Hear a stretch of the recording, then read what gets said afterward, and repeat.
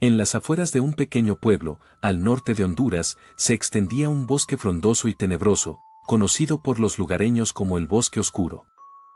Se dice que un antiguo mal acechaba en sus profundidades, una entidad oscura que se alimentaba del miedo y la desesperación de aquellos que se atrevieran a entrar.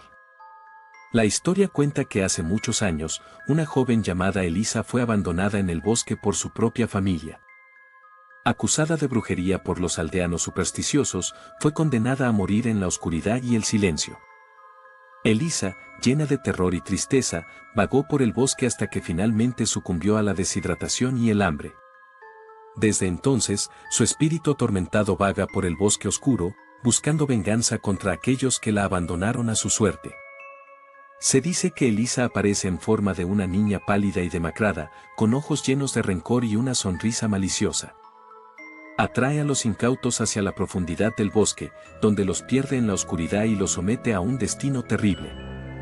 Un grupo de jóvenes, ignorando las advertencias de los lugareños, decidió adentrarse en el bosque oscuro. Eran amigos, ávidos de aventuras y emociones fuertes. Armados con linternas y mochilas llenas de provisiones, se embarcaron en una expedición que pronto se convertiría en una pesadilla. A medida que avanzaban por el bosque, una atmósfera opresiva los rodeaba. Los árboles, altos y frondosos, parecían cerrar sus ramas sobre ellos, bloqueando la luz del sol y creando una oscuridad impenetrable. Un silencio sepulcral reinaba en el aire, solo roto por el crujir de las hojas secas bajo sus pies. De repente, uno de los jóvenes se separó del grupo, atraído por una extraña luz que brillaba entre los árboles. Sin pensarlo dos veces, se adentró en la oscuridad, siguiendo la luz como un hipnotizado. Sus amigos lo llamaron, pero sus voces se perdieron en la inmensidad del bosque.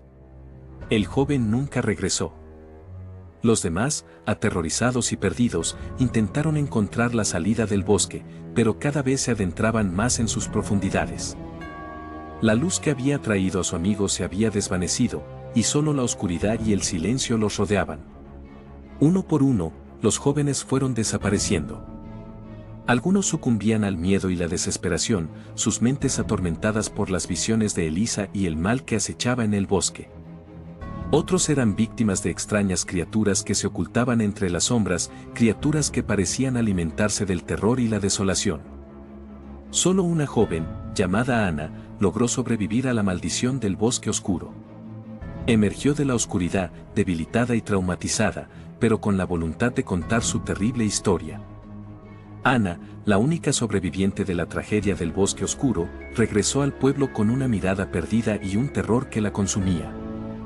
Su relato sobre la maldición que habitaba en el bosque y la presencia de Elisa, el espíritu atormentado, sembró el pánico entre los lugareños. Decididos a poner fin al mal que acechaba en sus tierras, un grupo de valientes aldeanos, liderados por el anciano del pueblo, se adentró en el bosque oscuro. Armados con amuletos de protección y antorchas encendidas, se adentraron en la oscuridad, decididos a confrontar a la entidad que atormentaba a su comunidad. El camino fue arduo y peligroso. Los árboles, como si cobraran vida, parecían intentar detenerlos con sus ramas espinosas y sus raíces que se extendían como tentáculos bajo sus pies. Sombras espectrales los acechaban desde la oscuridad, susurrando palabras amenazadoras que sembraban el terror en sus corazones. Finalmente, llegaron al corazón del bosque, donde se encontraba una antigua cabaña, cubierta de musgo y rodeada de un aura de maldad. Se dice que esa era la guarida de Elisa, el lugar donde su espíritu atormentado se refugió después de su muerte. Con valentía, los aldeanos se acercaron a la cabaña.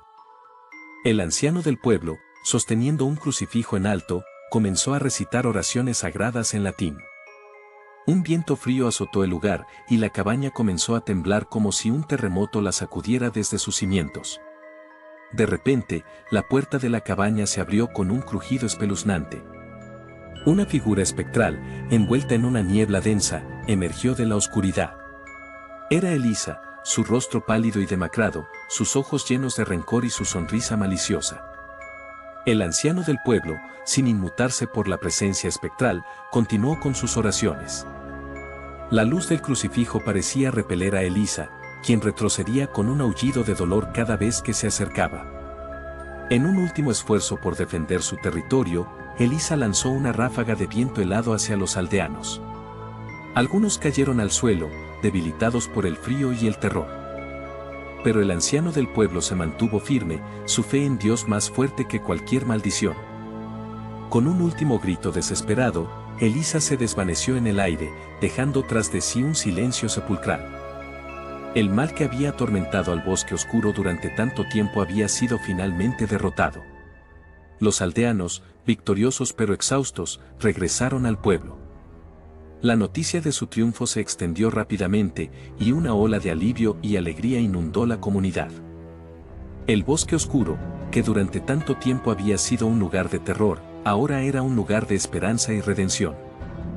Ana, la joven que había sobrevivido a la maldición, pudo finalmente encontrar la paz.